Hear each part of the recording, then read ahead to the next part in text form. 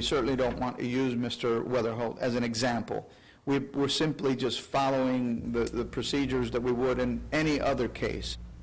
Legal problems tonight for an Everglades airboat captain who lost his hand to a gator. And he's not the only one. More than a dozen people have been cited for illegally feeding alligators. And as 4 in Your Corner's Julie Salomon reports, it's a crime that has dangerous consequences.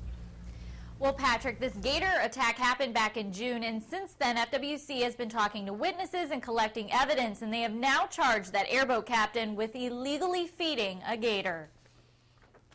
A Fox producer snapped a photo in June while taking a ride with Captain Doug's airboat tours. It shows a captain provoking a gator. A second picture shows a splash as the gator moves away from the boat. Florida Fish and Wildlife says behavior like this on airboat rides is common. Back in June, an airboat captain with Doug's Airboat Rides lost his hand to a gator after an attack. Oh, Jesus Christ, it's my boat captain. Captain Wallace Weatherholt was arrested and charged this past week with illegally feeding a gator. It's a second-degree misdemeanor, so he can spend up to 6 months in jail or pay a $500 fine or both. So I did some digging and found out between January of 2011 and May of 2012, FWC has issued at least 6 warnings and 13 citations statewide to people illegally feeding gators. Our officers pose as tourists, and we document feedings and we document harassment.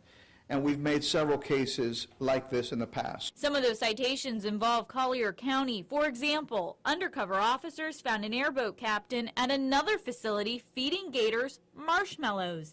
Another record shows a person cited for feeding a 4-foot gator some bread at a canal next to a gas station on US 41. Just leave the alligators alone.